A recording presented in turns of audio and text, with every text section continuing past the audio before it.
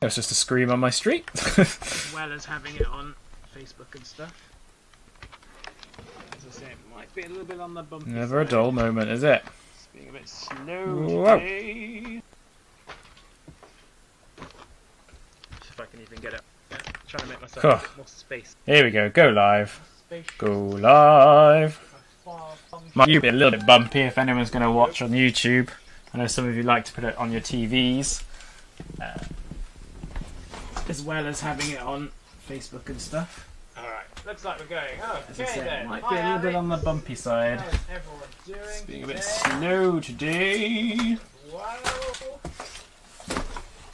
If I can even get it on here. Trying to make myself a bit more space today. Get a bit more spacious. Get my feng shui on. Thank you.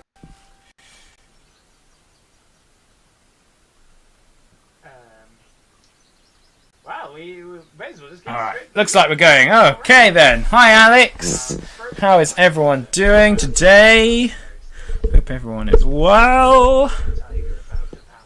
Feeling funky. Me. Feeling fresh. Let's jump into some photos, shall we? Let's do that. Now we did baby photos last week, but we've got one more. A deal has his. Well, we may as well just get straight to it. What do you all reckon? Now, it's frozen on my computer. No, it hasn't. It's just I'm being very still. Like a tiger about to pounce. That's me. Let's jump into some photos, shall we? Let's do that. Now we've got... We did baby photos last week, but we've got one more. Adil has sent me his. So let's have a look at wee Adil. The wee babby Adil. I think he still looks quite like that, A actually. bebe. Let me just move this over so I can still see what you're all saying. How's my week been? Very good, thank you, Jade. How's your week been? I feel like we haven't seen you for a while because you're always talking to Kane. Yeah, so this is Adil. Right now, as we speak.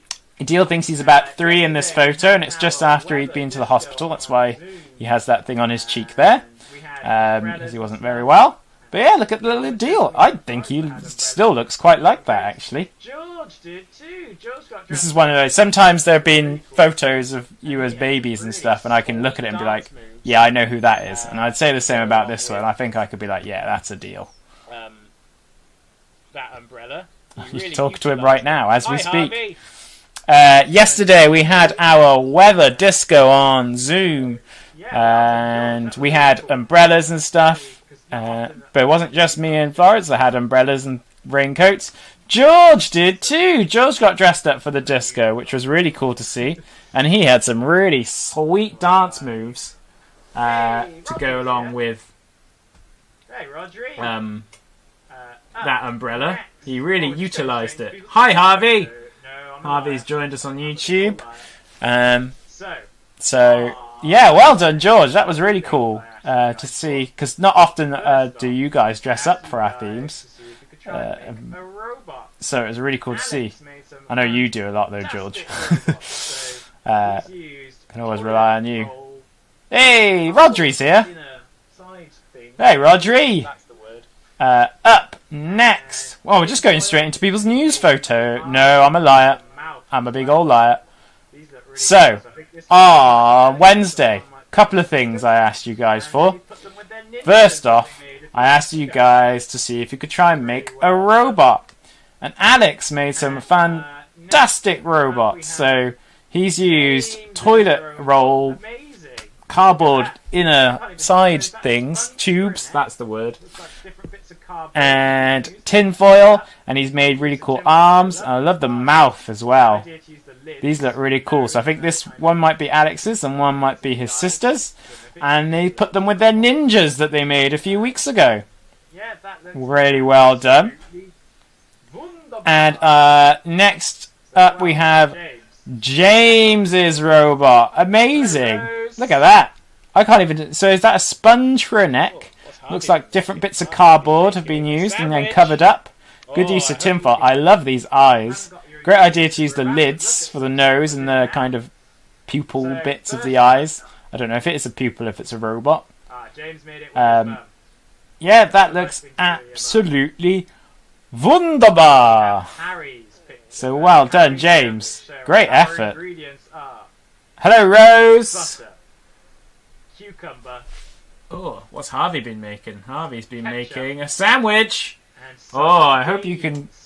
I haven't got your ingredients because we're about to look at some sandwiches now. Sandwich, So, first up... a fishy surprise. James made it with his mum. Awesome. What a nice thing to do with your mum. Ketchup.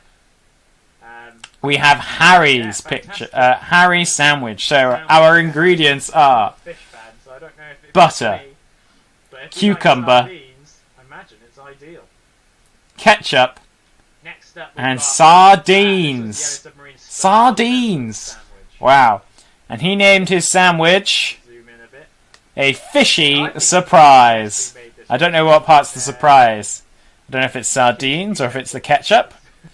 But yeah, fantastic sandwich there, Harry. I have to say, I'm not a fish fan, so I don't know if it'd be for me. But if you like sardines, I imagine it's ideal. And she's got some Pringles. Next up, we've got... this was the Yellow Submarine staff members sandwich that they made. Let's zoom in a bit. Now, I think you could probably guess who made this just from their kitchen utensils. They very much scream this person, I think. So in their sandwich, there's some tuna. Again, not a fish person, so that makes me feel a bit ill. And she's got some Pringles in there as well. And we can see a picture of the completed... Oh, I'm getting a spinning wheel. That's not a good sign. Oh, there we go. Hi, Sophia. And yes, here we go. The full sandwich. Again, the background, I think, might give a clue as to which staff member this could be that's made this sandwich. I don't think she gave it a name. I was about to say she's a giveaway, but, I mean... the only he is pretty much me and Paul, so if anyone has any guesses, just think, who really likes flowers? You might be able to guess who it is. And we're going to see Poppy explain how to make her sandwich. So this says... Thank you, that's right. Kate's sandwich. Okay, let's see Poppy. And next up, we got a whole video to show you. And not only is this just a video instruction, it's also our photo / video of the week. And we're going to see Poppy explain how to make her sandwich. Kate Sankey, that's right, George.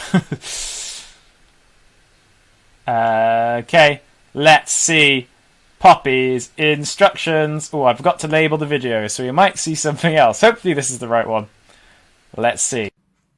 My mummy really likes crisp and cheese sandwiches. I've never had one of those before, but I'm going to make a crisp sandwich. So we've got 3 ingredients, and that is bread, some Pringles.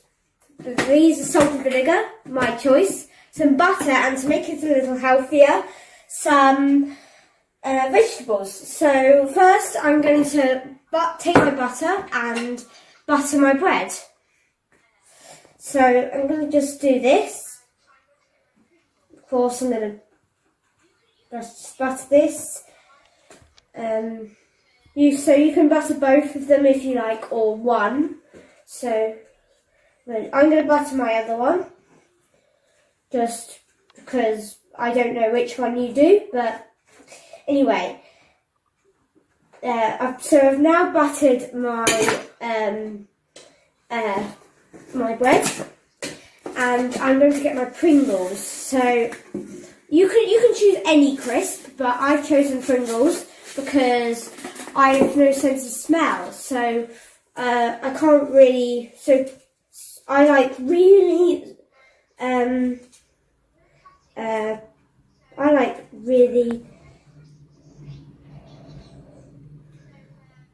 What do you like, Poppy?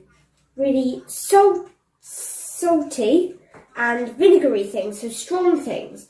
And once you put your crisps in, if they are Pringles like mine, they will be standing up, so you've got to crunch them down.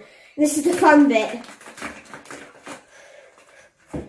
And this, I'm going to cut it now, so if any crisps escape, you can eat them. So, right, here is one of my sandwiches. Ooh. Here is my crisp sandwich. So what are you going to call it, Pops? I'm going to call it. Because my name is Poppy, and the Pringles slogan is "Once you pop, you can't stop." So the pop sandwich. I'm going to probably call this the pop sandwich. So I'm going to eat this, and I hope I really like it. So here it goes. Give us a thumbs up, Pops, or down. Thumbs up. Great. Perfect. Use whatever flavour you want too. So if you're like, oh, I want a sour. Fantastic, Poppy. That was brilliant. A pop sandwich. So you've all been thoroughly instructed. So if you want to try and make a pop sandwich at home, That's a great idea. you know exactly what to do now. Well done, Poppy. That was bravissimo. I think I'd like to try one of those sandwiches, actually. Looks great. And you could use whatever flavour you want, too. So if you're like, oh, I want a sour cream and chive sandwich, just get that flavour of Pringles. You're like, oh, I want a smoky barbecue one. Just get those Pringles. That's the great thing about that sandwich. That was a great idea. Pop sandwich. I've just seen on YouTube that Harvey has made a sandwich using chamber carriers and mango.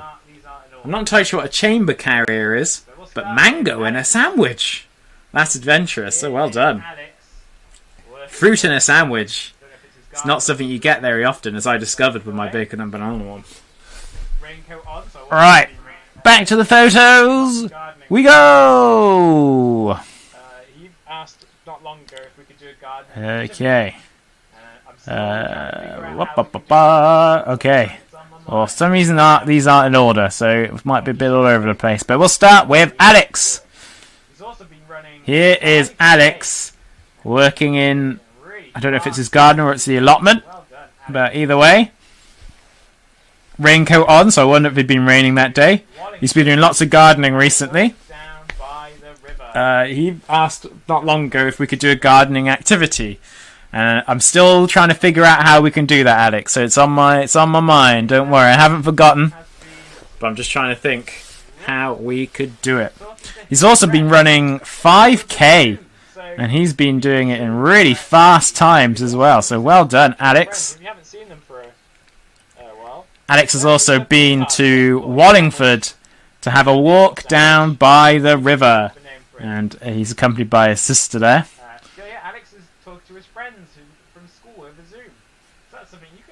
Lastly, Alex has been, let's zoom in, talking to his friends over Zoom. So we use Zoom for our activities, but you could also use it to talk to your friends if you haven't seen them for a while. I don't know, it's up to you, Harvey, what you call your sandwich. I don't name your sandwich. See if you can think of a name for it. So yeah, Alex is talking to his friends from school over Zoom. So that's something you could always do. Deal's going for a McDonald's later. Woo! It's been a while. In Wallingford. Wow, that's a long way to go, Deal, for you. For a McDonald's. Maybe the Abingdon would be closer. Something to think about. Next up,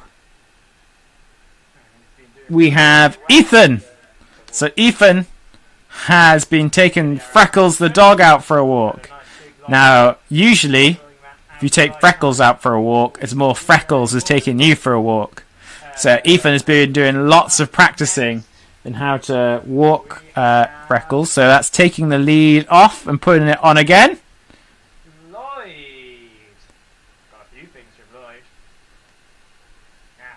And he's been doing really well at learning how to walk, Freckles, at the moment. And here they are outside church.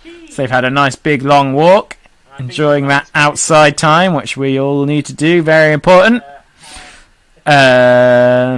Up next, we have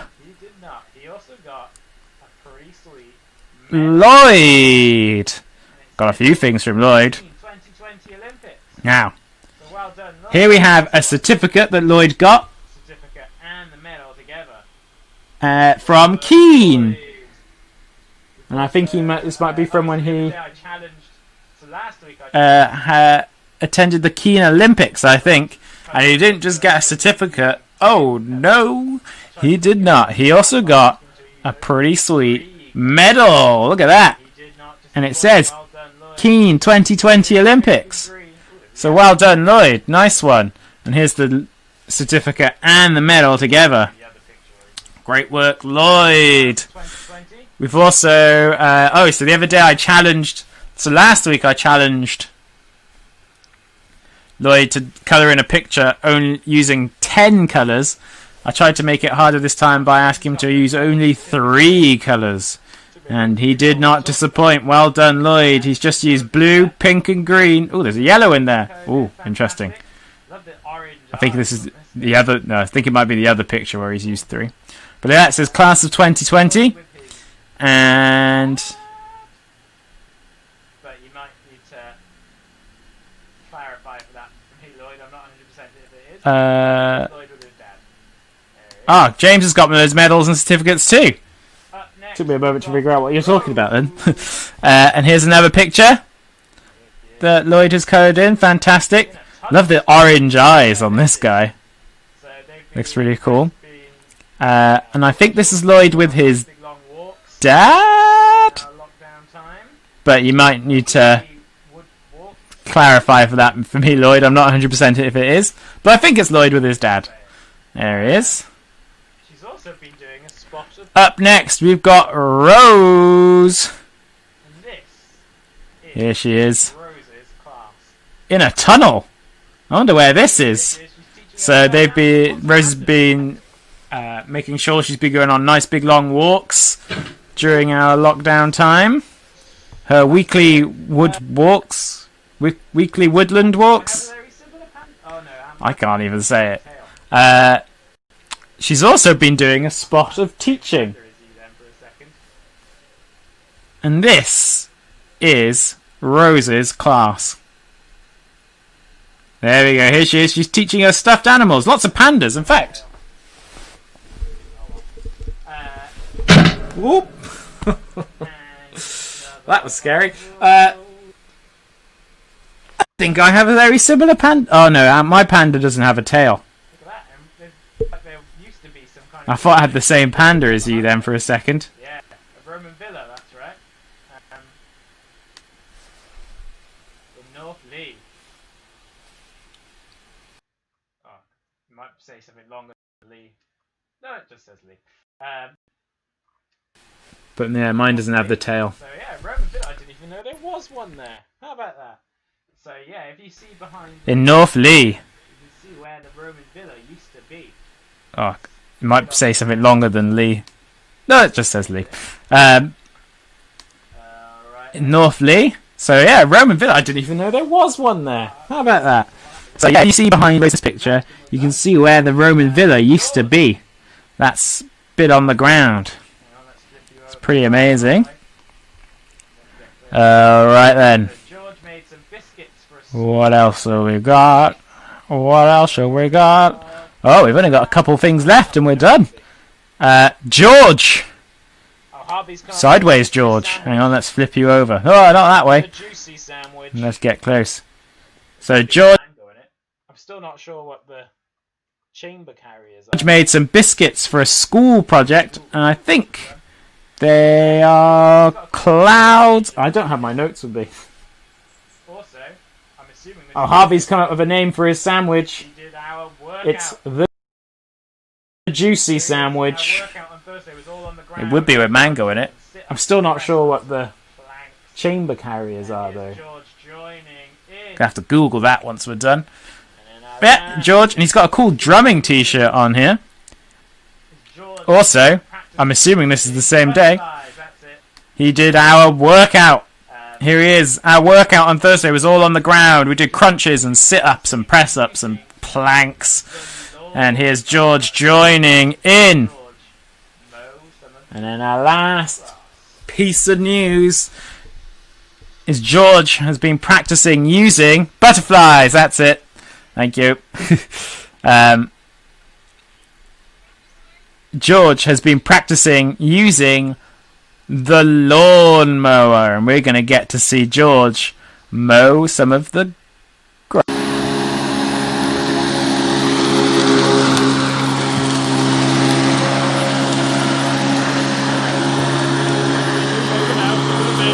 Round this way.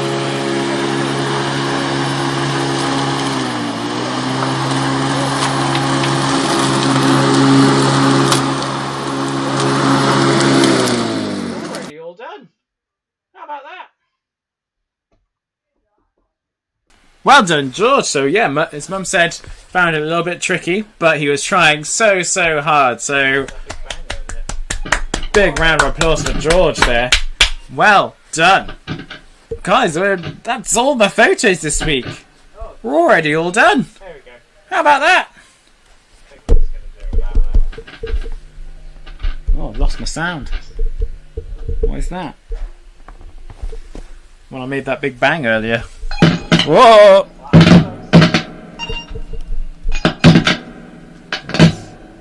It's not good, is it? Oh, there we go. I think we're just going to do it without that.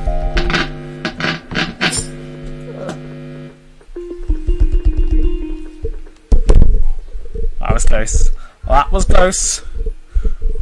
Yeah, so we're going to carry on with James and the Giant Pooch. We might even finish this though. Hi, Brees. I'm not sure how many I do on average. What have I done?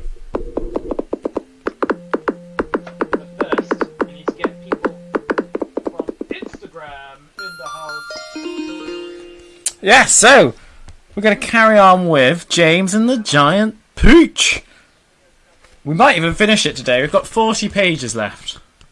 I'm not sure how many I do on average. But first, I need to get people from Instagram in the house. So let's get Instagram up.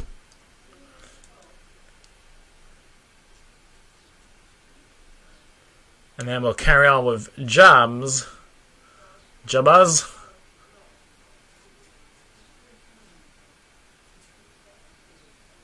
As a giant fish. Okay. Right, we got him. Claps to George. Yeah, well done. That's right, Jade. Big claps. Big claps. Hello, Instagram. We're going to carry on reading James the Giant Peach. Might even finish it today. I've tried to get some sound effects in too. I don't know how well you'll be able to hear it on the... Here we go. Right, we got him. Claps to George. Yeah, well done. That's right, Jade. Big claps. Basically, at the Big moment, claps. two sounds. Hello, Instagram. We're going to carry on reading James the Giant Peach. Might even finish it today. I've tried to get some sound effects in too. I don't know how well you'll be able to hear it on the... Really. And how See how that goes. I'll actually do it. Because I'm basically at the moment limited to 2 sounds. Right, so last time, James had a great idea for everyone to escape from the sharks. What they did was What I need is really for it to lean up.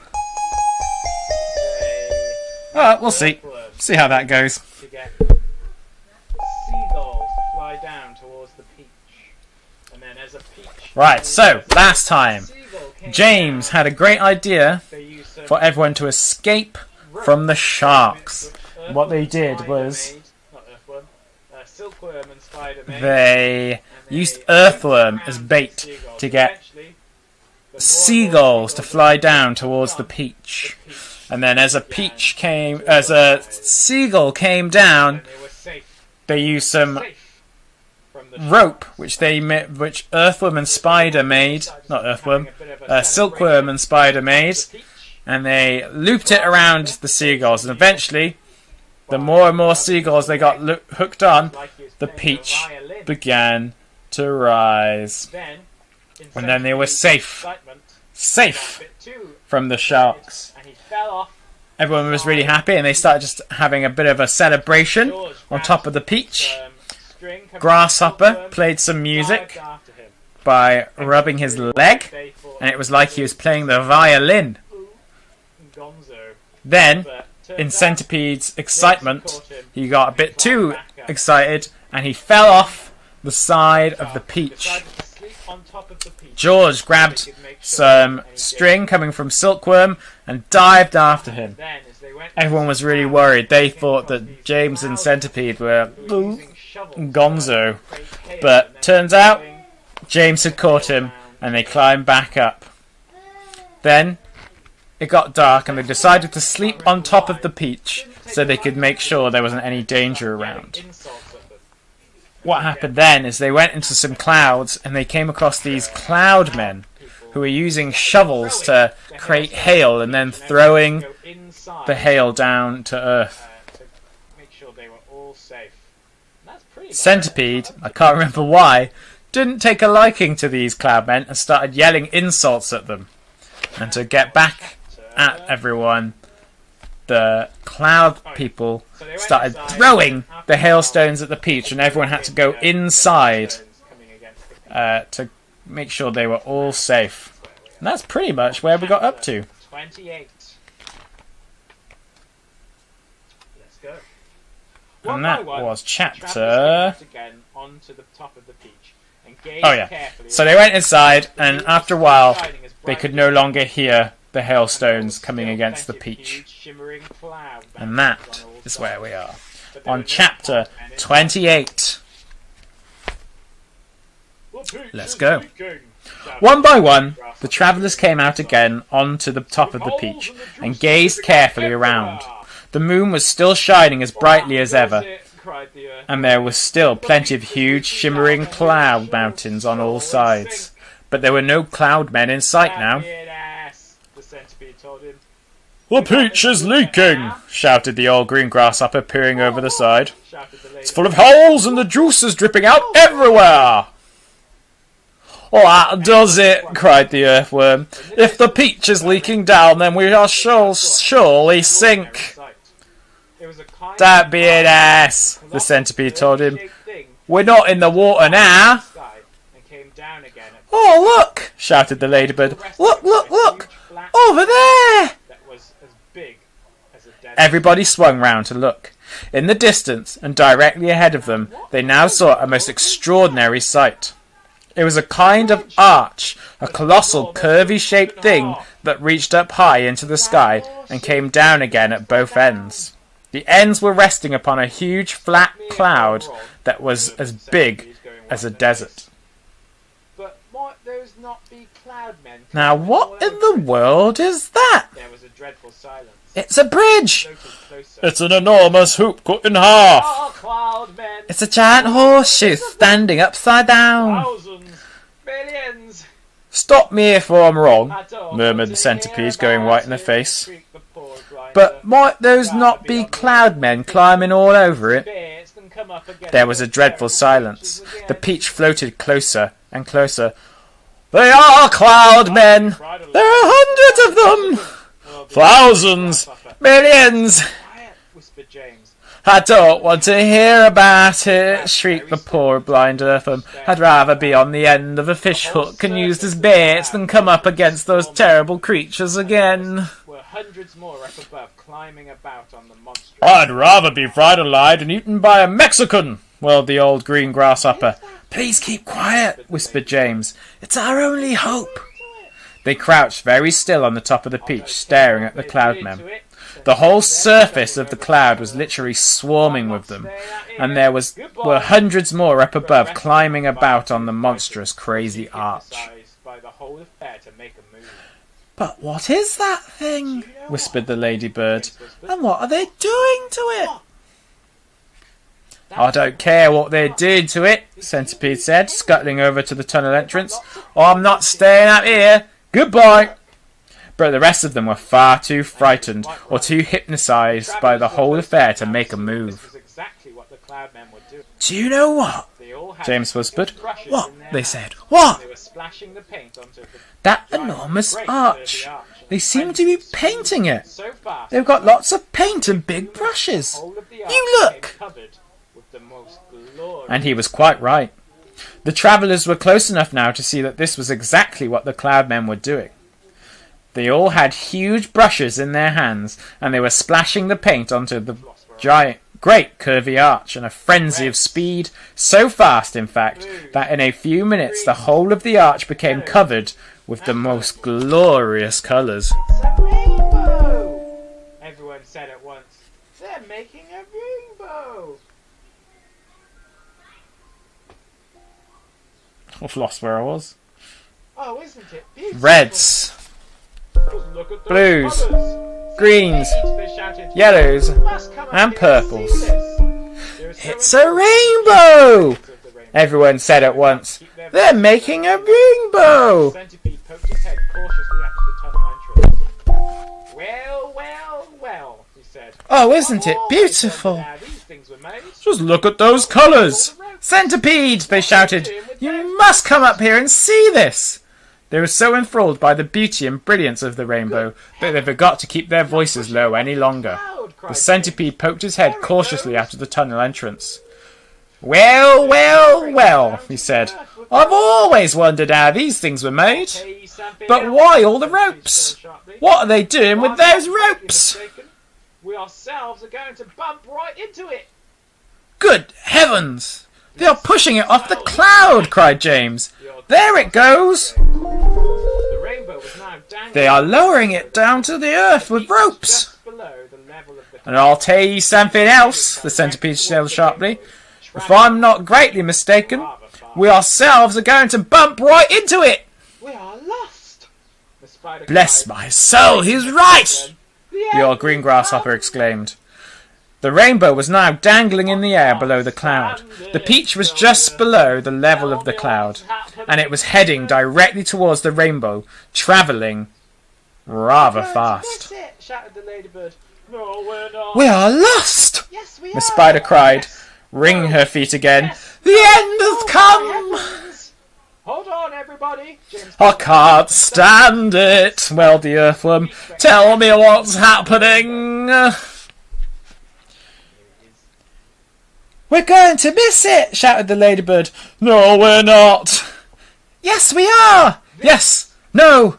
Yes! No! Oh, my heavens!" "Hold on, everybody!" James called out, and suddenly there was a tremendous thud as the peach went crashing into the top of the rainbow. Two separate pieces. Here it is. The next thing that happened was extremely unfortunate.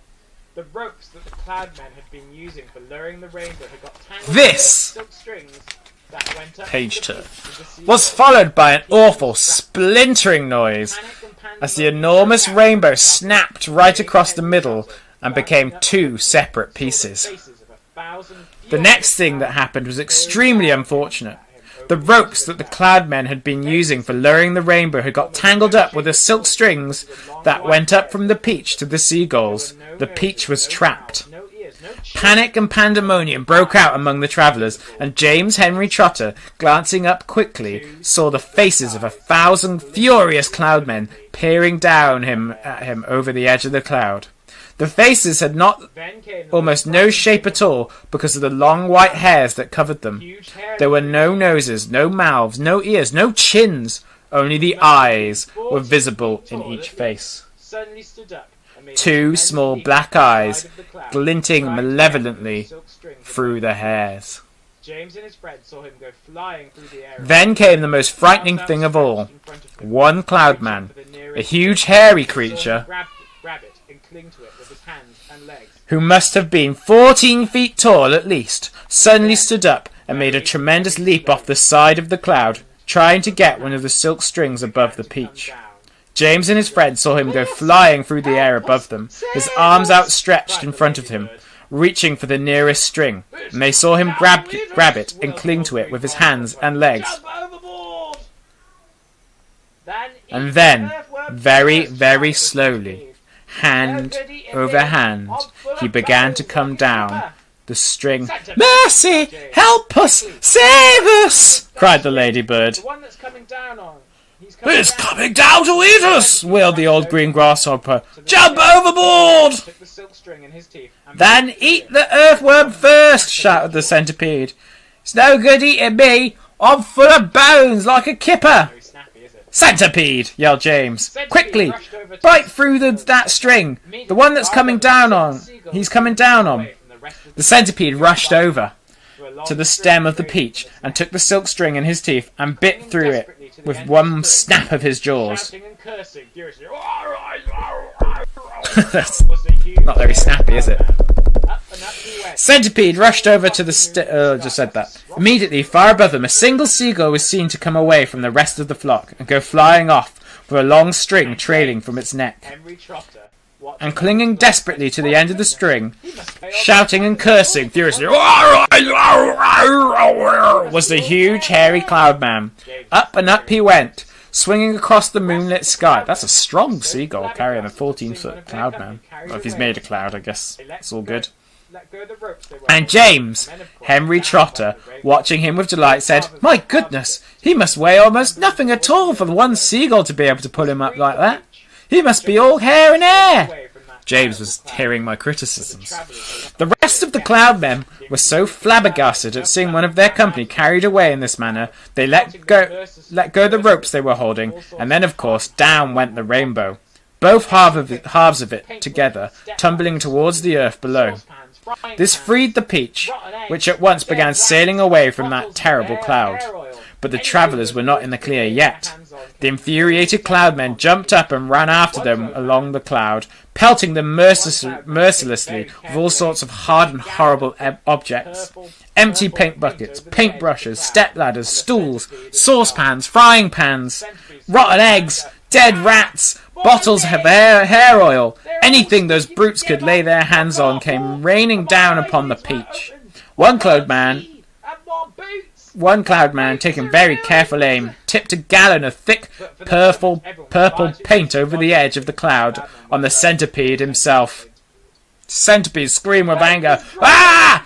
My legs!" he cried. "They're all sticking together. I can't walk, and my eyelids were open. I can't see, and my boots are ruined." But for the moment, everyone was far too busy dodging the things that the cloudmen were throwing to pay attention to Centipede. Wash off this paint. "The paint is drying," he moaned. "It's going hard. I can't move my legs. I can't move anything." It seemed like a long time before "You the can seagulls still were move your able to mouth," the away earthworm from said. the rainbow "Oh, cloud. that is a great pity." And then everybody gathered "James!" bawled the centipede. "Please help me! Wash off this paint! Scrape it off! Anything!" He was purple all over. Chapter Now the 29. paint was beginning to dry and harden. He was It full seemed like a long time before the seagulls were able to pull the peach away from that horrible rainbow cloud. But they managed it at last, and then everybody gathered around the wretched centipede and began arguing about the best way to get the paint off his body. He really did look a sight. He was purple all over, and now that the paint was beginning to dry and harden, he was forced to sit very stiff and upright, as though he was encased in cement. I think that's what he means. The old green grasshopper And all 42 of his legs were sticking out straight in front of him like rods. He tried to say something, but his lips wouldn't move. It's rainbow. All he could do now was to make gurgling noises in his throat. I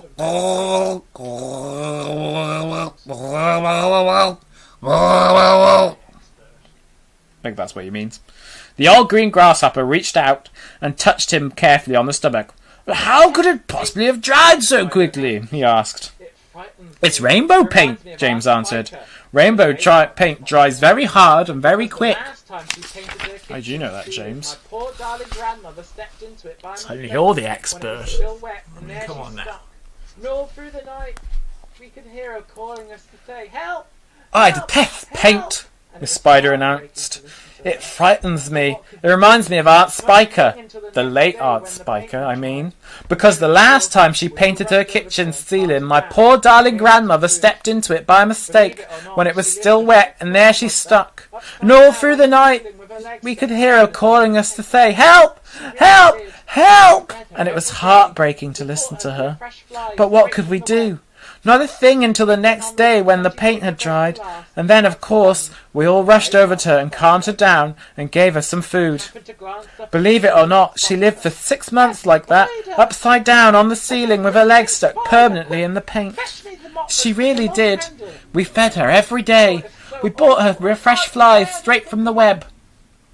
But then on the 26th of April last, Aunt Sponge, the late Aunt Sponge I mean, happened to glance up at the ceiling and spotted her.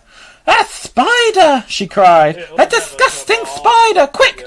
Fetch me the mop and with the long handle!" And then, oh, it is so awful, I can't bear to think of it.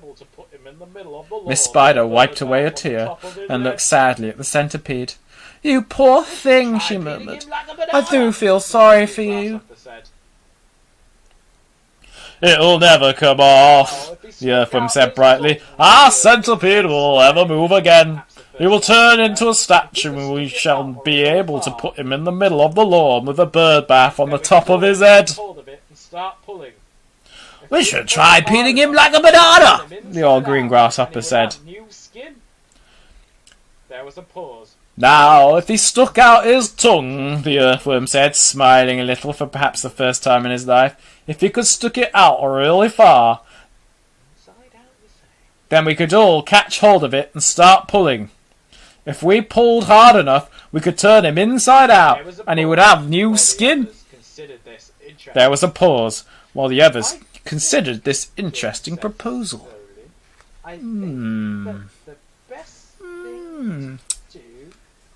Inside out, you say? Maybe What was that? He asked quickly. Inside I heard a out. voice. I heard someone shouting. Hi, Jacob. There was a pause while the others considered this interesting proposal. 30.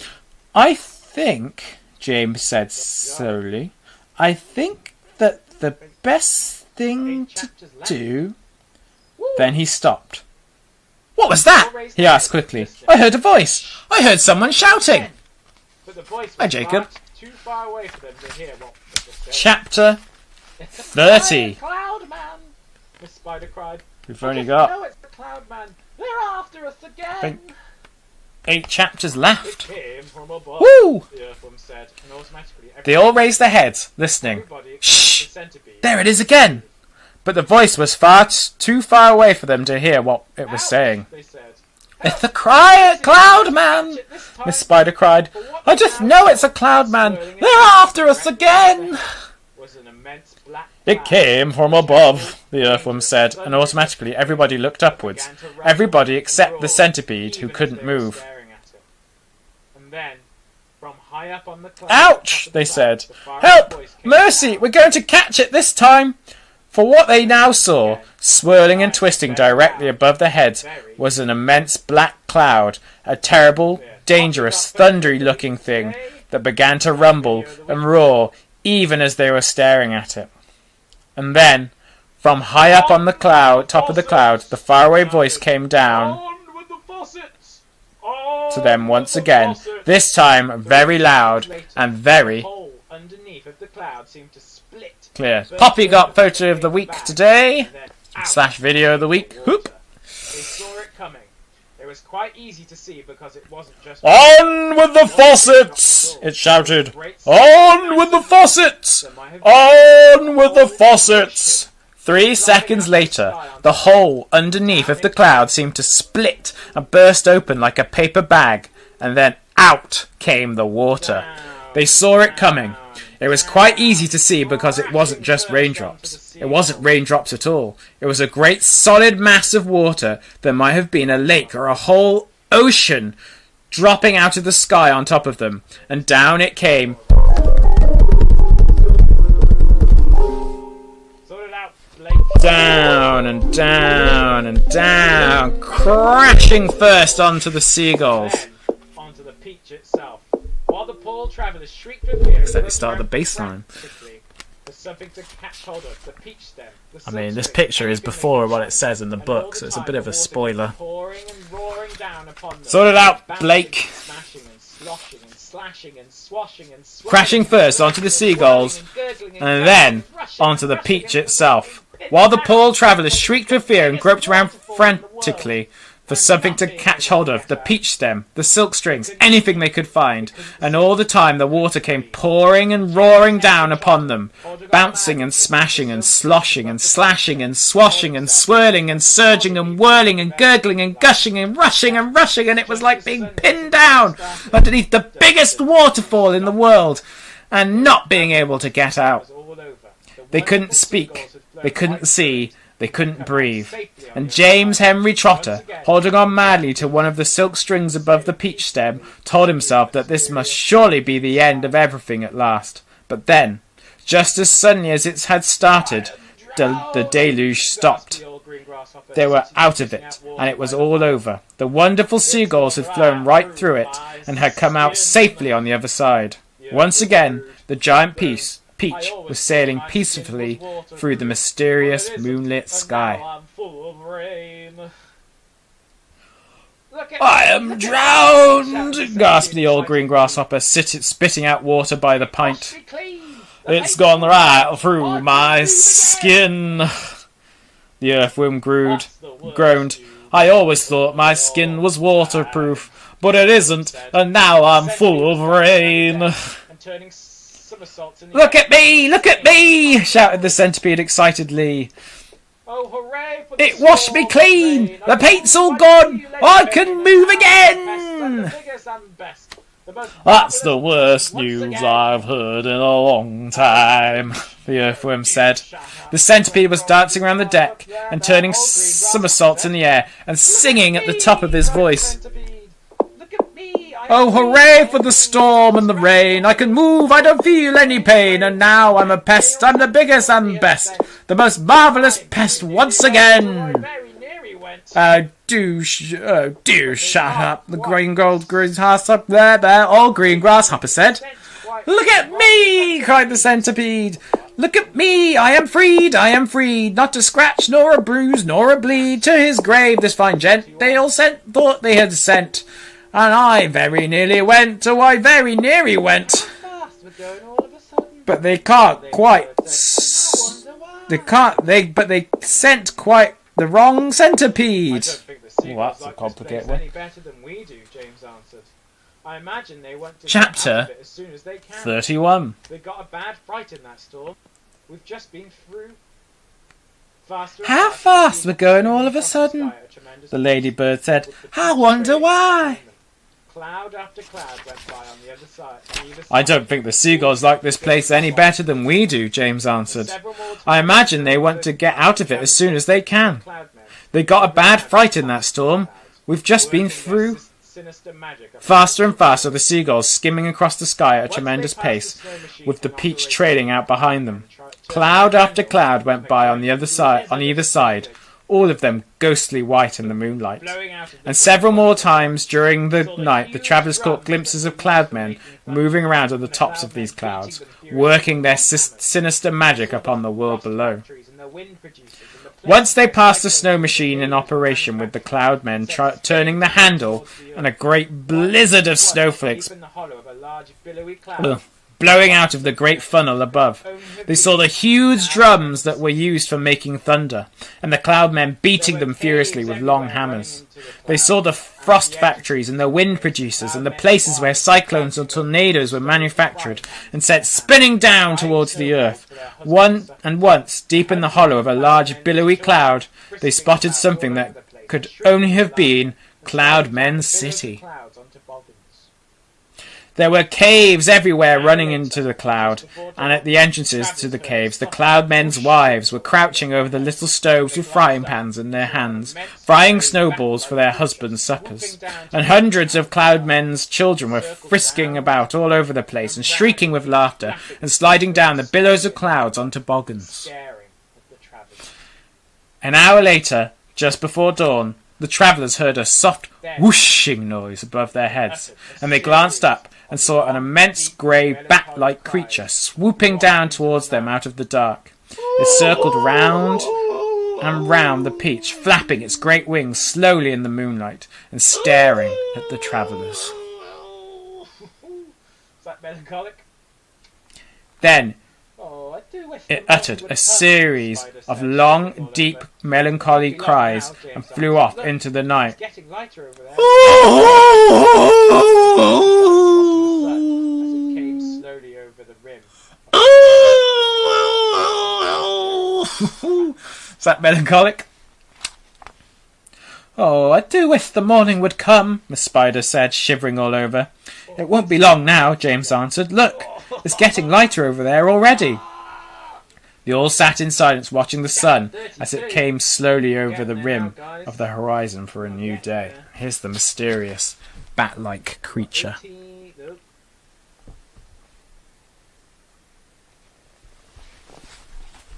Oh, I've been sat on my foot for too long.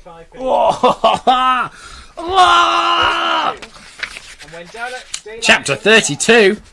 We're getting there now, guys. We are getting there.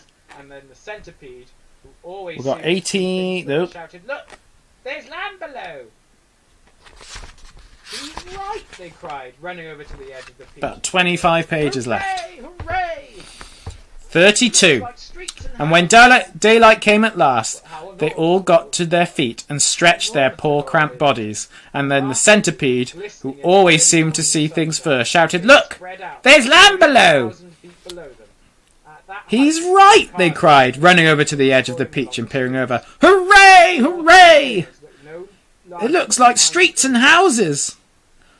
But how enormous it all is."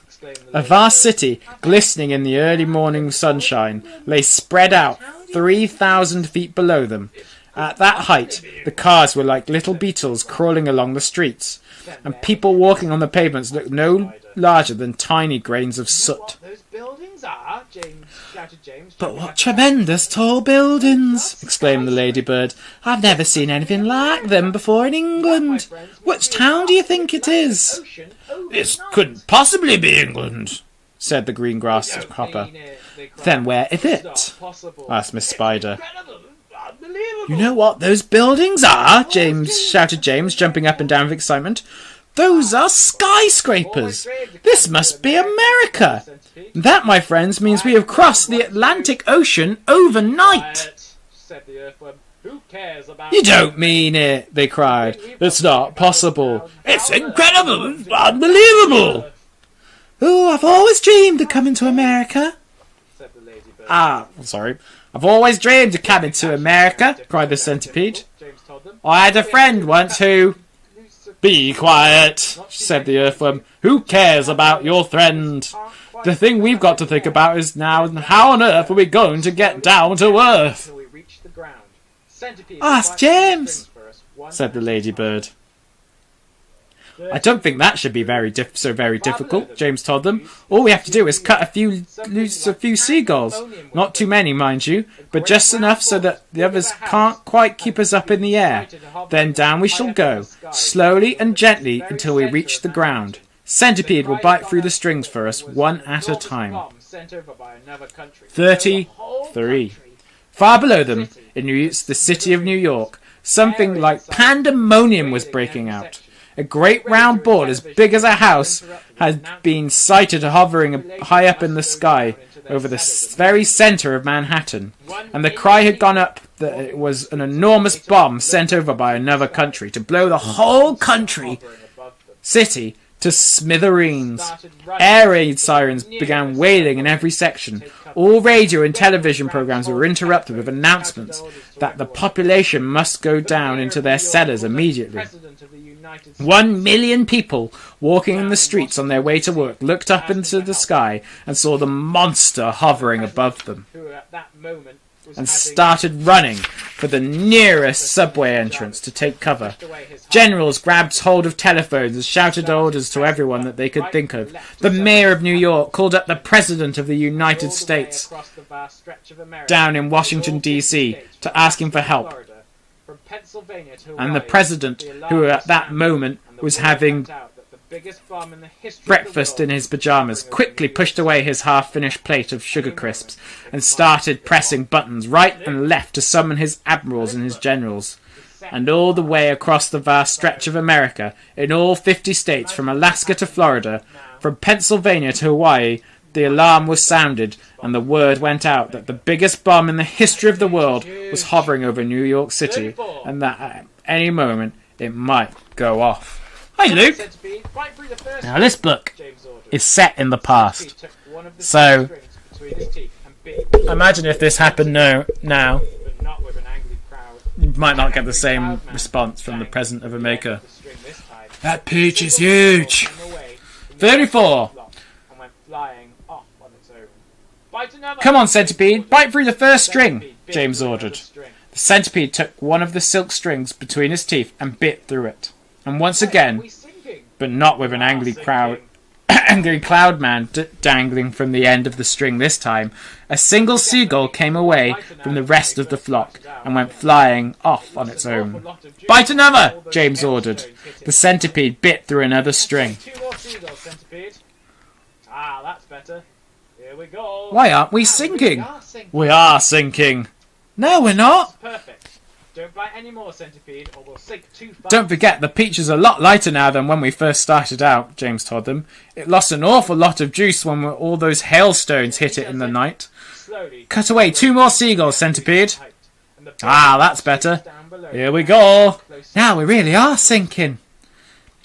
Yes, this is perfect. Don't bite any more, centipede, or we'll sink too fast. My goodness, I've forgotten to polish my boots, the centipede Gently does it. Slowly, the great peach began losing height, and the buildings and streets down below began coming closer and closer. Do you think we'll all get our pictures in the papers when we get down? The ladybird asked. My goodness, I've forgotten to polish my boots, the centipede said. Everyone must help me to polish my boots before we arrive. Oh, for heaven's sake, said the earthworm. Can't you ever stop thinking about... But before he never finished his sentence, for suddenly, whoosh! And they looked up and saw a huge 4-engine plane come shooting out of a nearby cloud and go whizzing past them, not more than 20 feet over their heads.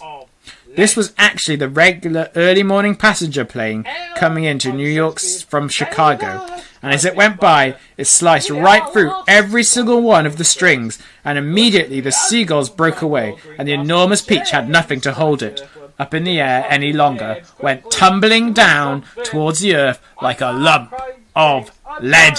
Goodbye. Shut your eyes, everybody. Help! Cried the centipede. Save us! Cried Miss Spider.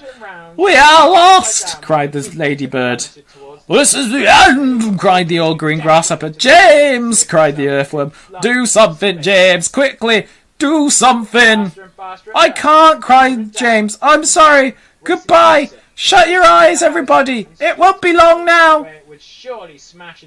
Round and round and upside down went the peach as it plummeted towards the earth, and they were all clinging desperately to the stem to save themselves from being flung into space. Faster and faster it fell, down and down and down, racing closer and closer to the houses and streets below, where it would surely smash into a million pieces when it hit. And all the way along Fifth Avenue and Madison Avenue and all along the other streets in the city, people who had not yet reached the underground shelters looked up and saw it coming. They stopped running and stood there staring in a sort of stupor at what they would thought was the biggest bomb in all the world falling out of the sky onto their heads. A few women screamed, others knelt down on the sidewalks and began praying aloud. Strong men turned to one another and said things like, I guess it's goodbye, Joe, and goodbye, everybody, goodbye. And for the next 30 seconds, the whole city held its breath, waiting for the end to come. Chapter 36. Goodbye, Ladybird! Gasped James, clinging to the stem of the falling peach. Goodbye, centipede! Goodbye, everybody! There were only a few seconds to go now, and it looked as though they were going to fall right in among all the tallest buildings.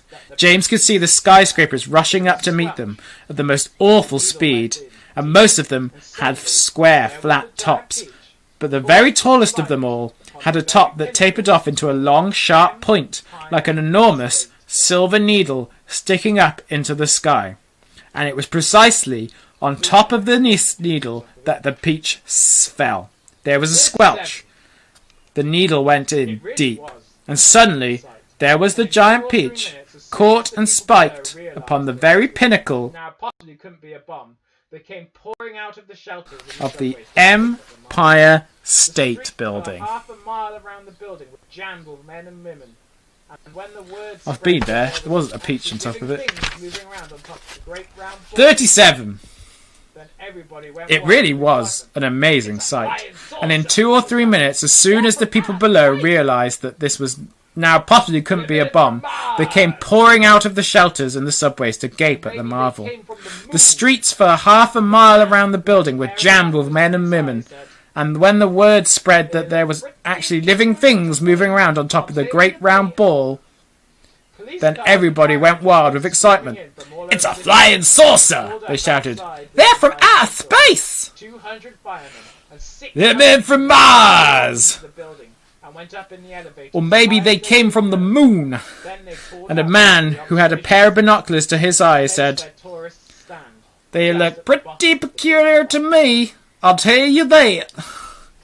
Police cars and fire engines came screaming in from all over the city and pulled up outside the Empire State Building. 200 firemen and 600 policemen swarmed into the building and went up in the elevators as high as they could go. Then they poured out onto the observation roof, which is the place where tourists stand, just at the bottom of the big spike. All the policemen were holding their guns at the ready, with their fingers on the triggers, and the firemen were clutching their hatchets. But from where they stood, almost directly underneath the peach, they couldn't really see the travellers up on top. "Ahoy there!" shouted the chief of police. "Come out and show yourselves!"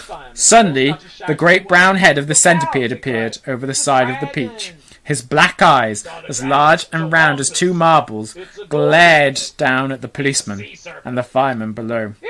Then his monstrous, ugly face broke out into a wide grin. 3 firemen and 5 policemen fainted. The policeman and the firemen all started shouting at once. "Look out!" they cried. "It's a dragon!" "It's not a dragon, it's a wampus! It's a gorgon! It's a sea serpent! It's a proc! Hey, it's a manticore!" 3 firemen and 5 policemen fainted and had to be carried away. "It's a snozzwanger!" cried the chief of police. "Hey, it's a wang doodle!" yelled the head of the fire department. The centipede kept on grinning. He seemed to enjoy enormously the commotion that he was causing. "Now see here!" shouted the chief of police, cupping his hands over to his mouth. "You listen to me! I want you to tell exactly where you've come from." "We've come from thousands of miles away," the centipede shouted back, grinning more broadly than ever and showing his round teeth. "Hey, there you are!" called the chief of police. "I told you they came from Mars." At this point, the old green grasshopper poked his huge green head over the side of the peach, alongside the centipedes. 6 more big, strong men fainted when they saw it. "Search me," the centipede answered. "Hey, that one's an oink!" screamed the head of the fire department. "I just know it's an oink!" "Or a cockatrice!" yelled the chief of police. "Stand back, men! It may jump down on us any moment." "What on earth are you talking about?" the old green grasshopper said to the centipede. "Search me," the centipede answered. "But they seem to be in an awful stew about something." "Worse than that," cried the chief of police. Then Miss Spider's large, black, murderous-looking head, which to a stranger was probably the most terrifying of all, appeared next to the grasshoppers. "Hey, is that the kind of that..." "Snakes and ladders!" yelled the head of the fire department. "We are finished now. It's a giant scorpula." Going white as a sheet. "I'm afraid "It's worse than that," cried the chief of police. It's a vermicious nit. Oh, just look at its vermicious, gruesome face. I want to be Australian there, didn't I? Hey, this could be a trick. Hey, is that the kind that eats fully grown men for breakfast? Move until I say. The head of the fire department asked, going white as a sheet. Space guns. I'm afraid it is, the chief of police answered. Yeah, but we've got to do something. Oh, please, why doesn't someone help to get us down from here? The spider called out. It's making me giddy. On the streets waiting for. Hey, this could be a trick, they said the head of the fire department. Don't anyone make a move until I say. I'll stand at the bottom. They probably got space guns, muttered the chief of police. While you go up and see what's happening. Yeah, but we've got to do something, the head of the fire department announced grimly. About 5 million people are standing down there on the streets waiting for us. Then why don't you put up a ladder? The chief of police asked him. I'll stand at the bottom. You hold it steady for a while, and hold it steady for a while you go up and see what's happening. A policeman on the roof. Thanks very much, snapped the head of the fire department. Soon, there were no less than 7 large, fantastic faces peering down over the side of the peach. The centipedes, the old green grasshoppers, Miss Spiders, the earthworms, the ladyworms, the silkworms, and the glowworms. Hello, everybody! And a sort of panic began to break out amongst the firemen and policemen on the roof top. Then, all at once, the panic stopped, and a great gasp of astonishment went all around. For now a small boy was seen to be standing up there beside the other creatures. His hair was blowing in the wind, and he was laughing and waving and calling out, "Hello, everybody! Hello!" We are so glad to be here. For a few moments, the men below just stood and stared and gaped. They simply could not believe their eyes. "Bless my soul!" cried the head of the fire department, going red in the face. It really is a little boy, isn't it? Don't be frightened of us, please, James called out. We are so glad to be here. What about those others beside you? Shouted the chief of police. Are any of them dangerous? Of course they're not dangerous, James answered. They're the nicest creatures in the world. Allow me to introduce them to you one by one, and I'm sure you will believe me. Right. I tried to figure out a little thing to go with this earlier, but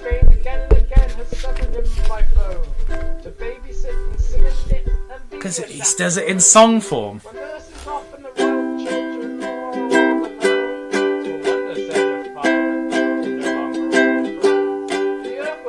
My friends, this is the centipede, and let me make it known. He is so sweet and gentle, although he's overgrown. The Queen of Spain again and again has summoned him by phone to babysit and sing and knit and be a chaperone. When nurse is off and the royal children are all alone, small wonder, said a fireman, they're no longer on the throne. The earthworm, on the other hand, said James, beginning to expand.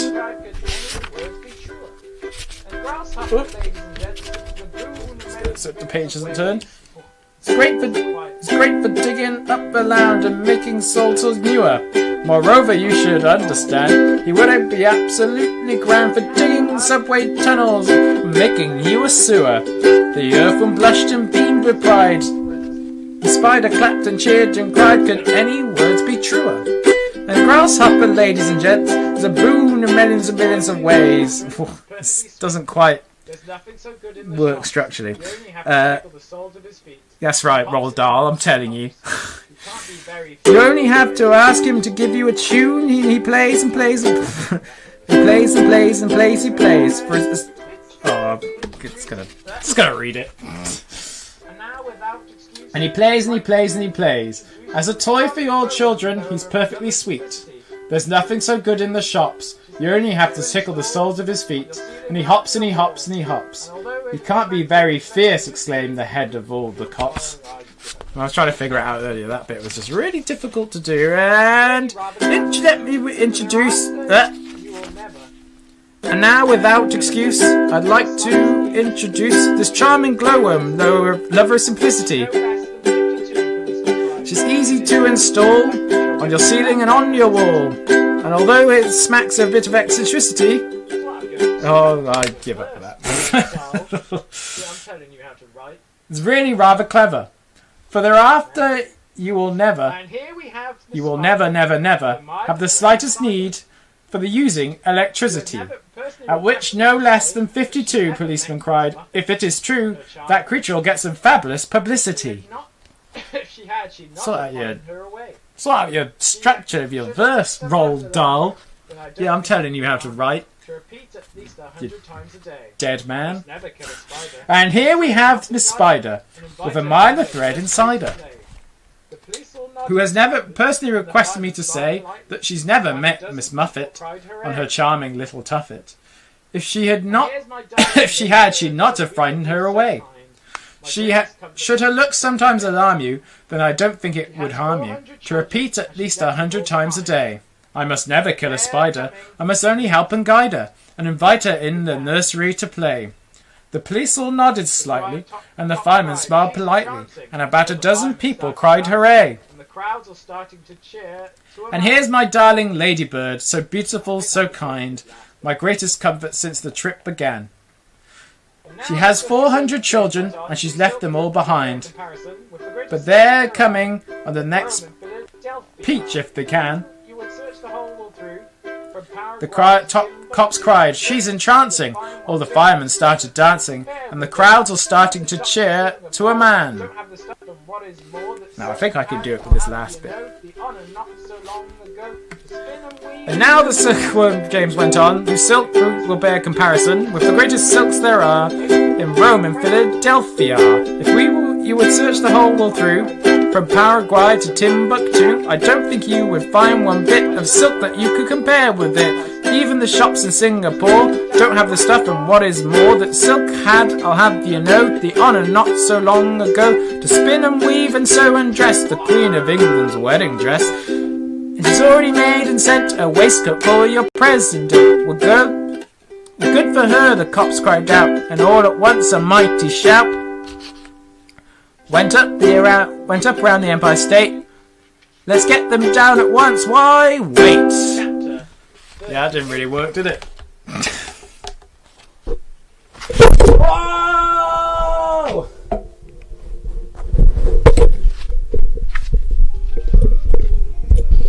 Sort that out.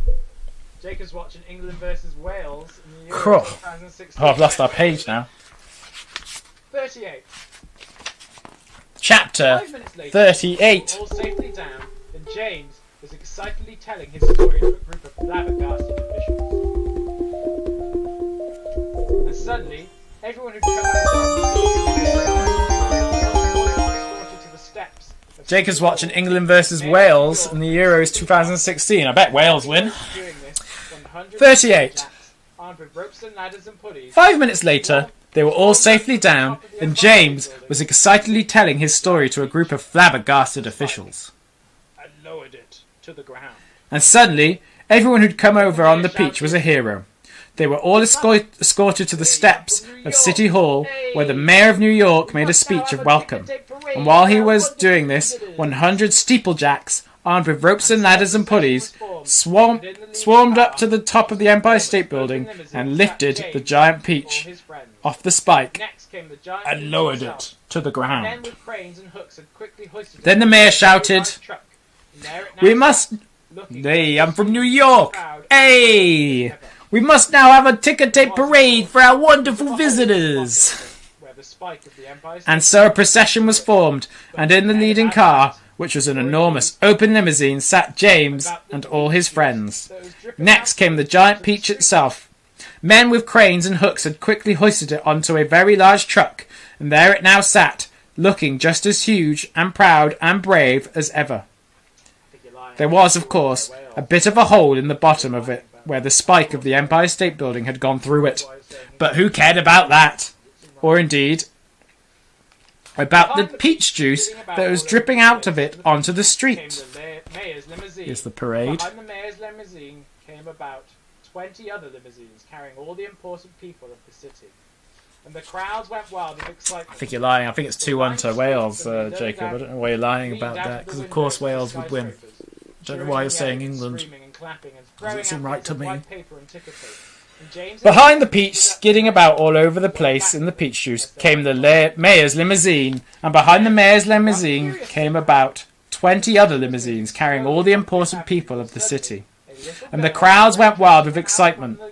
They lined the streets and they leaned out of the windows of the skyscrapers, cheering and yelling and screaming and clapping and throwing out bits of white paper and ticker tape. And James and his friends stood up in their car and waved back at them as they went by. Then, a rather curious thing happened. The procession was moving slowly along Fifth Avenue when suddenly a little girl in a red dress ran out from the crowd and shouted, "Oh, James!" Oh, wait, we're in New York. "Oh, James! Hey, I'm from New York! Oh, James! James! Could I please?" I'm going to do Christopher Walken. "Oh, James! They cried. Could I please have just a tiny taste of your marvellous peach?" "Help yourself," James shouted back. "Eat all you want. It won't keep forever anyway." No sooner had he said this than about 50 other children exploded out of the crowd and came running on the street. "Can we have some too?" they cried. "Of course you can," James answered. "Everyone can have some." The children jumped up onto the truck and swarmed like ants all over the giant peach, eating and eating to their heart's content. And as the news of what happened spread quickly from street to street, more and more boys and girls came running from all directions to join the feast. Soon there was a trail of children a mile long, chasing after the peach, as it proceeded slowly up Fifth Avenue. Really, it was a fantastic sight. To some people, it looked as though the Pied Piper of Hamelin had suddenly descended upon New York, and to James, who had never dreamed that there could be so many children as many children as this in the world, it was the most marvellous thing that had ever happened.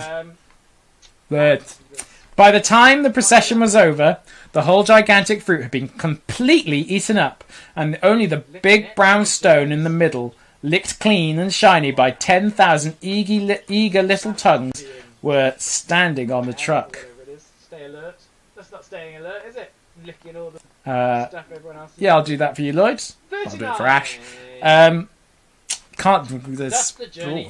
do that now.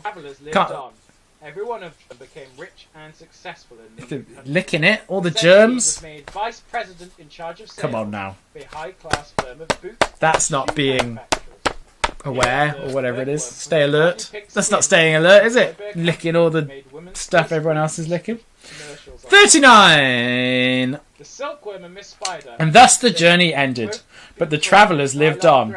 Every one of them became rich and successful in the new country. The centipede was made vice president in charge of sales of a high-class firm of boot and shoe manufacturers. The earthworm, with his lovely pink skin, was employed by a company that made women's face creams to speak commercials on television.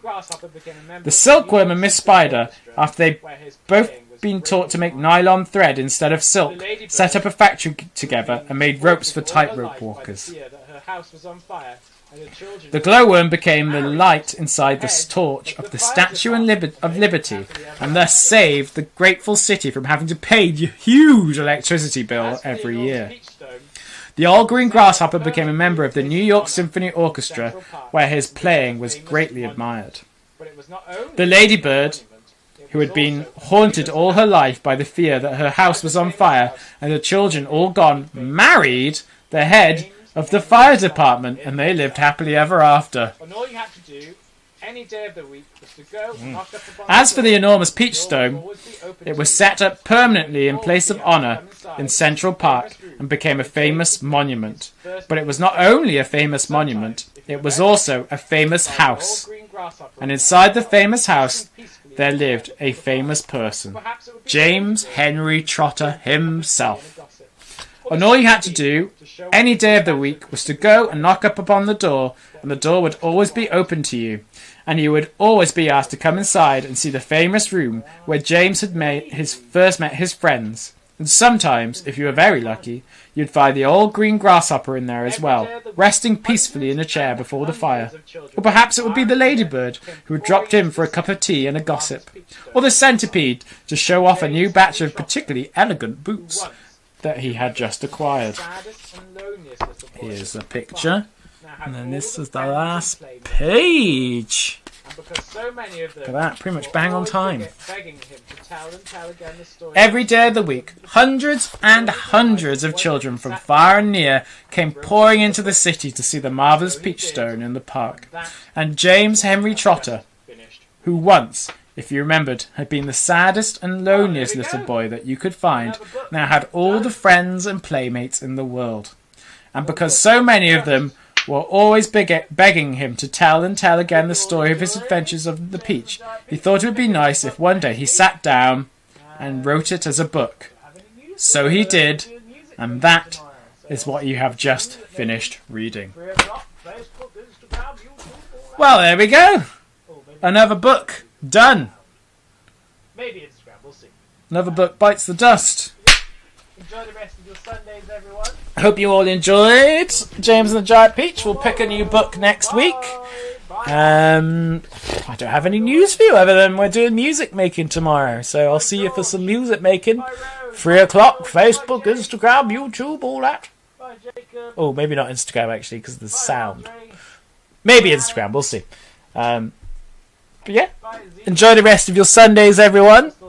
And yeah, I shall see you tomorrow. Bye. Bye, Ash. Bye, Lloyd. Bye, Jade. Bye, Bruce. Bye, George. Bye, Rose. Bye, Adele. Bye, James Bond. Bye, Jacob. Bye, Rodri. Bye, Alex. Bye, Azim. Assuming you're all still here. Keep it fresh. Yeah, that's all I got.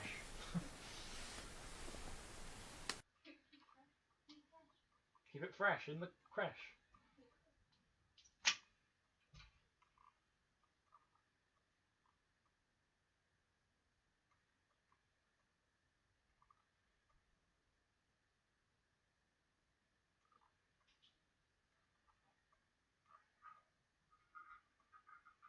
Hey, Facebook. Just getting you're a bit early as always.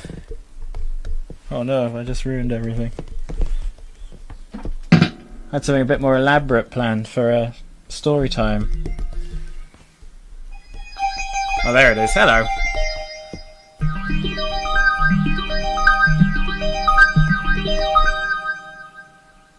Lovely. Right.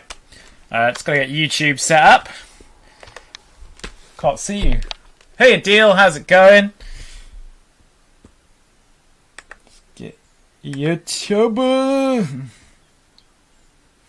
YouTube.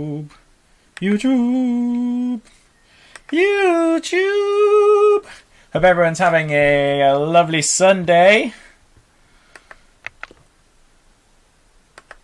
Can't quite make out how the weather